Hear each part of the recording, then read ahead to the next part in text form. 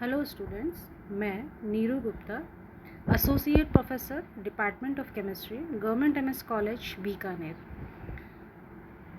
बच्चों, आज हम बीएससी पार्ट 3 के फर्स्ट पेपर इनऑर्गेनिक केमिस्ट्री की फर्स्ट यूनिट के second chapter kinetic and thermodynamic aspect जो हमने लास्ट लेक्चर में स्टार्ट किया था, उसी के एक दूसरे टॉपिक के साथ आज के लेक्चर की शुरुआत करेंगे। टॉपिक है काइनेटिक एंड थर्मोडायनामिक स्टेबिलिटी, अर्थात गतिकीय एवं ऊष्मागतिकीय स्थायित्व। स्टेबिलिटी की टर्म हम पिछली बार क्लियर कर चुके हैं। कितनी तरह की स्टेबिलिटी होती है और उन्हें हम किस तरह से एक्सप्लेन करते हैं, आज हम यहाँ से शुरू करते हैं। There are two kinds of stabilities as applied to complexes, the thermodynamic stability and the kinetic stability. हम जानते हैं कि किसी भी कॉम्प्लेक्स के लिए हम दो तरह के स्थायित्व को कंसीडर करते हैं या उनके बारे में मानते हैं। पहला है ऊष्मागतिकीय स्थायित्व और दूसरी गतिकीय स्थायित्व। In reality the two would be different in some cases. वास्तव में अगर हम कुछ इस तरह के केसेस की बात करें तो ये दोनों काफ़ी कुछ अलग होती हैं। किस तरह से होती हैं वो आपको इस डेफिनेशन से क्लियर हो जाएगा। Kinetic stability is expressed in term of liability और इनर्टनेस। काइनेटिक स्टेबिलिटी या गतिकीय स्थायित्व को हम लेबिलिटी या चंचलता या अक्रियता की टर्म्स में एक्सप्लेन कर सकते हैं। ये टर्म्स क्या होती हैं? The ability of a complex to permit quick exchange or substitution of its one or more ligand in its coordination sphere by other ligand is called the lability of the complex. किसी संकुल में यदि उसका एक ligand उसके coordination sphere से, उसके सहसंयोजन sphere से, क्षेत्र से एक या एक से अधिक लिगेंड्स का आसानी से या तेजी से या तो सब्स्टिट्यूशन हो जाए, मतलब प्रतिस्थापन हो जाए, या चेंज हो जाए, उस क्षमता को उस कॉम्प्लेक्स की लेबिलिटी या चंचलता कहते हैं। And the reverse of this is called inertness. और इसका जो रिवर्स है, इसका जो उल्टा है, वो उसकी अक्रियता है।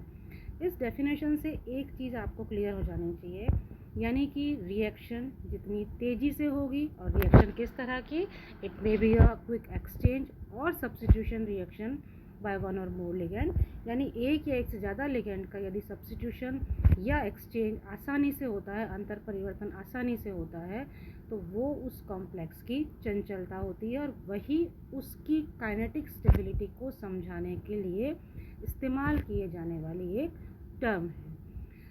Complexes for which such substitution reactions are rapid or are called labile. जिस तरह हमने डेफिनेशन की बात की, उस तरह हम कॉम्प्लेक्स को भी ये नॉमेनक्लेचर देते हैं कि ये सब्स्टिट्यूशन रिएक्शंस या ये प्रतिस्थापन अभिक्रियाएं जिन कॉम्प्लेक्सेस में, जिन संकुलों में तेज़ी से होती हैं, वो लेबाइल या चंचल कहलाते हैं। whereas complexes for which such substitution reactions proceed slowly or do not proceed at all are called inert.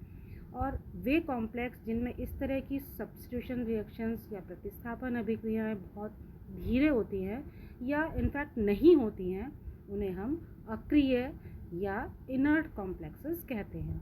Thus distinction between these types of stabilities can be understood by taking a simple example from the coming slide. इन दोनों stabilities में या दोनों तरह के स्थायित्व में किस तरह अंतर है या होता है, उसको हम एक छोटे से एग्जाम्पल से, जो कि स्लाइड में आ रहा है, उससे आसानी से समझ सकते हैं। The complex CONH3 means hexaammine cobalt complex ion है। It remains stable for months in acidic medium. ये जो कॉम्प्लेक्स आयन हमने लिखा है कोबाल्ट का, हेक्साएमीन कोबाल्ट, ये अगर अम्लीय माध्यम में रखा जाए तो ये महीनों तक काफ़ी स्थायी रहता है। Which indicates it's kinetic inertness, जो क्या इंडिकेट करता है कि ये काइनेटिकली या गतिकीय रूप से अक्रिय यौगिक है या अक्रिय धातु यौगिक आयन है। But this complex ion is thermodynamically unstable as it has very large equilibrium constant के approximately 10⁻25 फॉर द रिएक्शन। लेकिन दूसरी ओर यदि हम इसके ऊष्मा गति के स्थायित्व को देखें तो ये काफ़ी अस्थायी है, क्योंकि इसका इक्विलिब्रियम कांस्टेंट या इसके साम्यावस्था स्थिरांक का मान बहुत ज़्यादा होता है, यानी कि ये कॉम्प्लेक्स बहुत तेज़ी से अपना लिगेंड सब्स्टिट्यूट कर लेता है।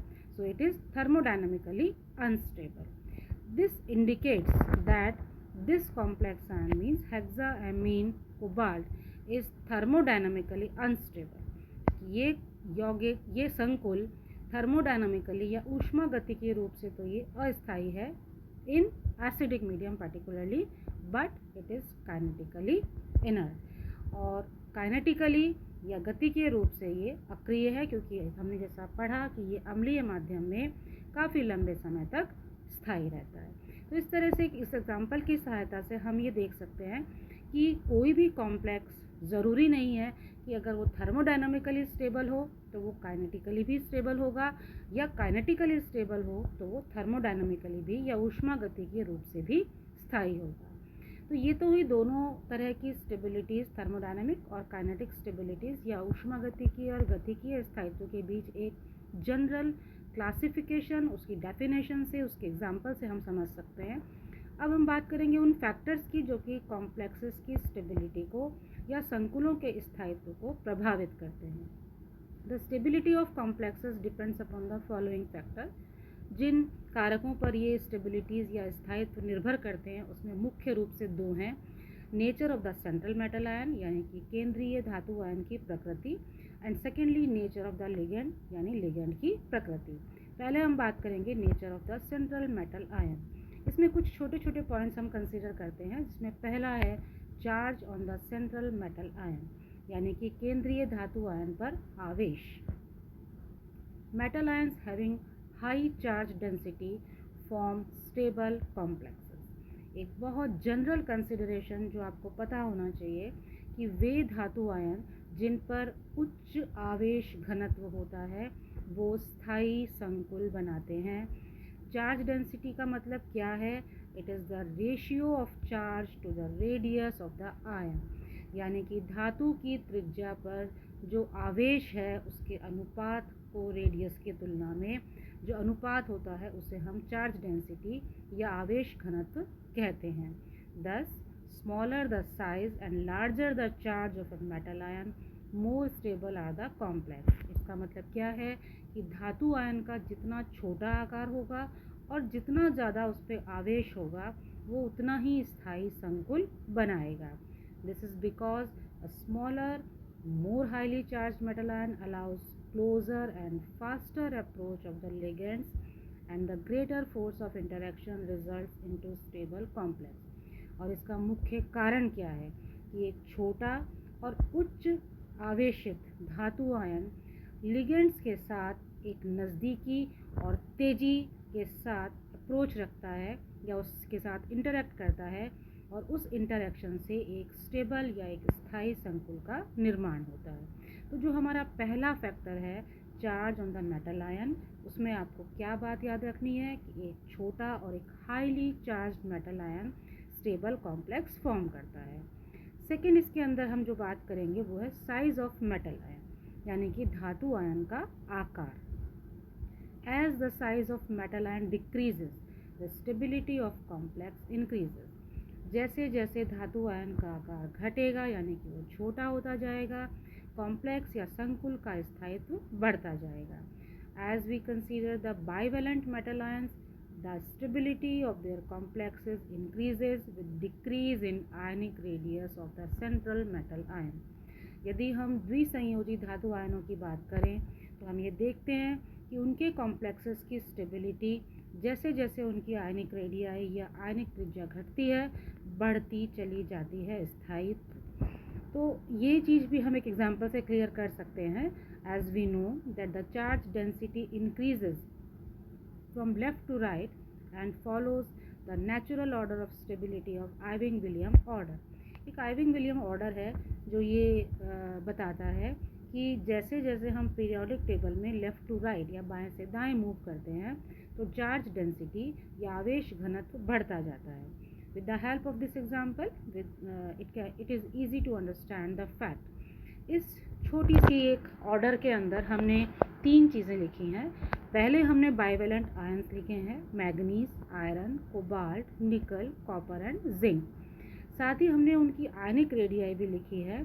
मैग्नीज के लिए 91, फिर 83, 82, 78, 69 और जिंक के लिए अगेन थोड़ा सा इंक्रीज है जो कि 74 है. तो ये हम फर्स्ट ट्रांजिशन सीरीज़ के बाइवेलेंट आयंस हैं और इनमें हम देख रहे हैं कि लेफ़्ट टू राइट जब हम जा रहे हैं from manganese to zinc, ionic radii घटती जा रही है. तो ऑर्डर ऑफ स्टेबिलिटी क्या होगा, जो हमने अभी ऊपर बात की है कि जैसे जैसे आयनिक रेडियाई घटती है स्टेबिलिटी ऑर्डर बढ़ता जाता है. इसका मतलब मैग्नीज से कॉपर तक स्टेबिलिटी ऑर्डर बढ़ेगा, लेकिन जिंक की जो कि आयनिक रेडियाई कॉपर से थोड़ी ज़्यादा हो गई है तो वहाँ स्टेबिलिटी ऑर्डर घट जाता है. और ये बात हम इसके शील्डिंग इफेक्ट से क्लियर कर सकते हैं जो हमारा फ़िलहाल टॉपिक का कंसिडरेशन नहीं है. तीसरा फैक्टर जो हम बात करेंगे charge of central metal ion के लिए वो है इलेक्ट्रोनेगेटिविटी और charge distribution of metal ion, यानी कि धातु आयन पर आवेश का वितरण और विद्युत ऋणता. This is another factor determining stability of a complex. We can classify the metal ion into 2 types. हम मेटल आयंस को 2 भागों में बांट सकते हैं. पहले हैं class A metals. These are electropositive metals. ये विद्युत धनी धातु होती हैं जिसमें एल्कली मेटल्स होते हैं, एल्कलाइन अर्थ मेटल्स यानी कि क्षारीय धातुएं, क्षारीय मृदा धातुएं. बहुत सारे नॉन ट्रांजिशन मेटल्स हैं, बहुत सारे ऐसे धातु हैं जो कि संक्रमण श्रेणी के नहीं हैं. And those transition metals having only a few D valence electron. और यदि वो संक्रमण धातुएं हैं तो वे धातुएं हम इस ग्रुप में रखते हैं जिनमें बहुत कम डी सेल में संयोजी इलेक्ट्रॉन्स पाए जाते हैं. क्लास बी मेटल्स में हमने किनको रखा है, these are less electropositive metals. ये क्योंकि धातुएं हैं तो विद्युत धनी तो होंगी लेकिन इनकी विद्युत घनता कम होती है. And heavy metals form this category. और इसमें भारी धातुएं रखी गई हैं रिलेटिवली जिनमें डी वैलेंस इलेक्ट्रॉन्स की संख्या ज़्यादा होती है. Now class A metals which attracts electrons weekly forms more stable complexes. यानी कि जो क्लास ए की धातुएं हैं वो ज़्यादा स्टेबल कॉम्प्लेक्सेस बनाती हैं और उन लिगेंड्स के साथ बनाती हैं जो कि स्लाइटली इलेक्ट्रोन नेगेटिव होते हैं, जैसे नाइट्रोजन, ऑक्सीजन एंड फ्लोरीन. जबकि क्लास बी के मेटल्स उन लिगेंड्स के साथ ज़्यादा स्टेबल कॉम्प्लेक्सेस बनाते हैं जो कि पाई एक्सेप्टर लिगेंड होते हैं, जैसे कि phosphorus, sulphur, arsenic, bromine etcetera. तो ये इलेक्ट्रोपॉजिटिविटी, इलेक्ट्रोनेगेटिविटी और चार्ज डिस्ट्रीब्यूशन भी एक बहुत इंपॉर्टेंट फैक्टर है ये समझाने के लिए कि किसी भी बनने वाले कॉम्प्लेक्स की काइनेटिक और थर्मोडायनेमिक स्टेबिलिटी उससे कैसे प्रभावित होती है. अब हम इसके दूसरे फैक्टर की बात करते हैं, नेचर ऑफ लिगेंड, यानी कि लिगेंड की प्रकृति. पहला पॉइंट है इसमें size and charge of ligand. Ligand का आकार और उस पर आवेश. In general small ligands with higher negative charge form stable complexes. जैसे हमने मेटल में पढ़ा था कि स्मॉल साइज और हायर चार्ज, यहाँ भी लिगेंड के लिए स्मॉल साइज और हायर नेगेटिव चार्ज एक स्थायी संकुल का निर्माण करता है. इसे एग्जाम्पल में हमने यहाँ पर इसे क्लैरिफाई किया है कि फ्लोराइड जो है वो बहुत स्टेबल कॉम्प्लेक्स बनाता है Fe+3 के साथ in comparison to chloride, bromide and iodide. तो this is due to the easy approach of ligand towards the metal ion. और इसका कारण वही है जो हमने मेटल आयन की प्रकृति में पढ़ा था कि इस साइज और इस चार्ज की वजह से मेटल और लिगेंड के बीच एक इजी इंटरेक्शन होता है और एक स्टेबल कॉम्प्लेक्स फॉर्मेशन किया जा सकता है. दूसरा फैक्टर लिगेंड के नेचर में आता है उसकी बेसिक स्ट्रेंथ या क्षारीय सामर्थ्य. एक मेटल लिगेंड बॉन्ड कब बनता है, जब लिगेंड अपना इलेक्ट्रॉन पेयर मेटल के खाली ऑर्बिटल्स को डोनेट करता है या दे देता है. Now greater the ease of donation, जितनी आसानी से इलेक्ट्रॉन पेयर दिया जाएगा उतना ही बनने वाला कॉम्प्लेक्स स्थायी होगा. तीसरा फैक्टर जो हम इसमें कंसीडर करेंगे वो है प्रेजेंस ऑफ रिंग स्ट्रक्चर या वलय संरचना की उपस्थिति. For multidentate ligand the stability of a complex is also controlled by the formation of ring structure, ring size, ring strength, etc. Ring structure में हम 3 बातें करते हैं. एक तो रिंग का किस तरह का स्ट्रक्चर है, दूसरा उसका क्या साइज़ है और उसमें कितना स्ट्रेन है, कितना तनाव है। ये मल्टी डेंटेड लिगेंड जब कॉम्प्लेक्स बनाते हैं तो वो उसकी कॉम्प्लेक्स की स्टेबिलिटी को प्रभावित करते हैं। ये जो 3 फैक्टर हमने नेचर ऑफ लिगेंड से पढ़े हैं, ये सब मिलाकर काइनेटिक और थर्मोडायनामिक स्टेबिलिटी के लिए रिस्पॉन्सिबल हैं। और इसी से मिलता जुलता एक अगला इफ़ेक्ट हम जो यहाँ पर बात करने जा रहे हैं वो है कीलेट इफ़ेक्ट या कीलेट प्रभाव। कीलेट शब्द से आप काफ़ी वाकिफ़ हैं।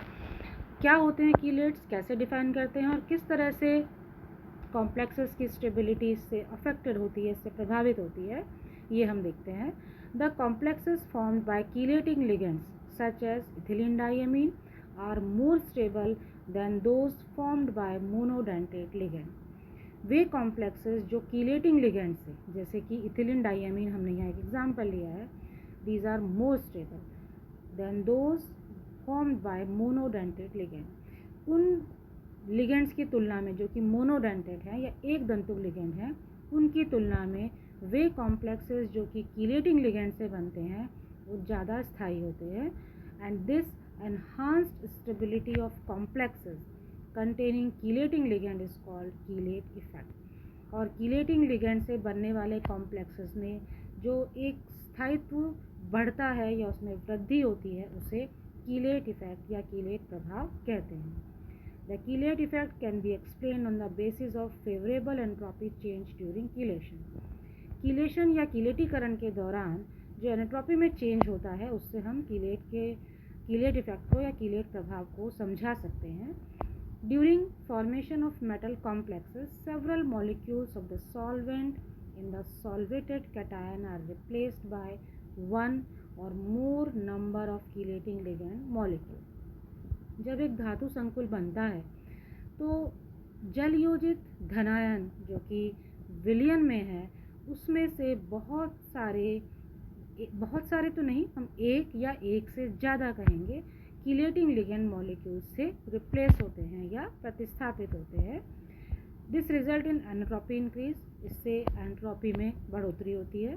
एंड इज ऑलवेज प्रेफर, और ये प्रेफर किया जाता है क्योंकि metal ion formed more stable complexes with multi-dentate ligand। और इसी कारण मेटल आयंस या धातु आयंस मल्टीडेंटेट या बहुदंतुक लिगेंड्स के साथ स्टेबल या स्थायी संकुल बनाते हैं। यानी कीलेट इफेक्ट से जो एंट्रोपी चेंज हुआ है, और वो एंट्रोपी चेंज का कारण क्या है, रिप्लेसमेंट ऑफ कैटायन।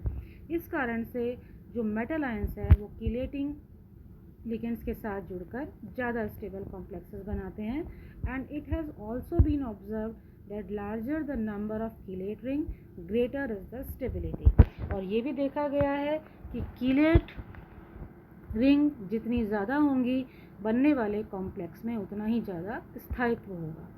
दस stability of a metal chelate depends not only upon the number of rings but also upon the size of the ring. यहाँ एक चीज़ और ध्यान रखनी है कि कीलेट्स की वजह से जो स्टेबिलिटी या स्थायित्व प्रभावित हो रहा है उसमें सिर्फ रिंग की संख्या ही इम्पॉर्टेंट नहीं है, बल्कि रिंग का साइज़ या उसका आकार भी उतना ही महत्व रखता है।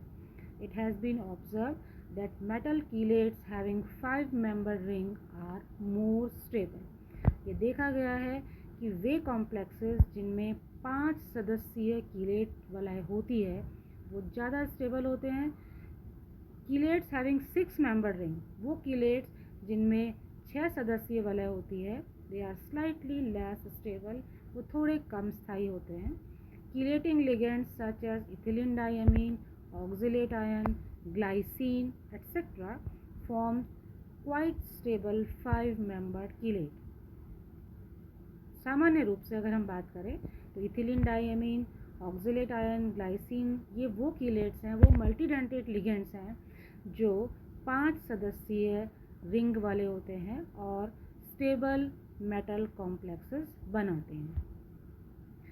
It may be noted that only those 5-membered chelates are more stable where atoms in the ring are joined only by a single bond। यहाँ ये भी ध्यान रखने वाली बात है कि 5-membered रिंग वाले कीलेट्स स्टेबल कॉम्प्लेक्सेस तो बनाएंगे, लेकिन वहाँ एक कंडीशन का पूरा होना और ज़रूरी है कि रिंग के जो एटम्स हैं वो सब एकल बंध से बंधे होने चाहिए। यहाँ एक छोटा सा हमने एक केमिकल स्ट्रक्चर लिखा है। ये एक कीलेट रिंग है जिसे हम ट्राई एन कहते हैं, ट्राई इथिलीन टेट्राएमीन। इसमें आप देखिए कि 3 इथिलीन डाइएमीन की रिंग्स हैं जो कि कॉपर के साथ बॉन्डेड हैं, और यहाँ एक भी डबल बॉन्डेड स्ट्रक्चर नहीं है। इसका मतलब ये जो कीलेटिंग रिंग है ये बहुत स्टेबल और 5 मेंबर्ड रिंग है। ये बहुत स्टेबल है, जिसके साथ एक स्टेबल काइनेटिकली और थर्मोडायनामिकली स्टेबल मेटल कॉम्प्लेक्स बन सकता है। एक छोटा सा टर्म यहाँ हम और बात कर लेते हैं, वो है steric effect. Rings of other sizes are known but these are unstable and show little chelate effect called steric effect. ऐसी बहुत सारी अलग अलग आकार की रिंग्स या वलय संरचनाएं हैं जो ज्ञात हैं, लेकिन ये अनस्टेबल हैं और इनमें कीलेट प्रभाव भी बहुत कम पाया जाता है, और इसी को स्टेरिक इफेक्ट कहते हैं। Substituted ligands containing large bulky groups form less stable complexes. ऐसी रिंग्स जिनमें लिगेंड्स बड़े बल्की ग्रुप से सब्स्टिट्यूट हो जाते हैं या प्रतिस्थापित हो जाते हैं, वे सब लेस स्टेबल कॉम्प्लेक्स या कम स्थायी संकुल बनाते हैं देन डू अनसब्स्टिट्यूटेड स्मॉलर लिगेंड्स, उन लिगेंड्स की तुलना में जो छोटे हैं और जिनमें किसी तरह का कोई प्रतिस्थापन नहीं हुआ है। और इसका कारण क्या है? This is due to the fact that the bulky groups present near a donor atom cause mutual repulsion. इसका कारण क्या है कि जो बल्की ग्रुप्स हैं, जो आकार में बड़े बड़े ग्रुप्स हैं, वो यदि डोनर एटम के नज़दीक होते हैं तो उनमें एक आंतरिक प्रतिकर्षण, एक म्यूचुअल रिपल्शन पाया जाता है, जिसे स्टेरिक इफेक्ट कहते हैं, among the ligands making metal ligand bond to be weak. और इस कारण से जो मेटल लिगेंड बंध है वो कमज़ोर हो जाता है, दुर्बल हो जाता है, and this also reduces the stability of complex, और इससे कॉम्प्लेक्स या संकुल का स्थायित्व घट जाता है। तो कुल ये हमारे पास जो 4 हमने फैक्टर्स की बात की, nature of metal ion, nature of ligand, chelate effect and steric effect, ये वो फैक्टर्स हैं जो किसी भी मेटल कॉम्प्लेक्स की थर्मोडायनामिक और काइनेटिक स्टेबिलिटी को प्रभावित करते हैं। Thank you.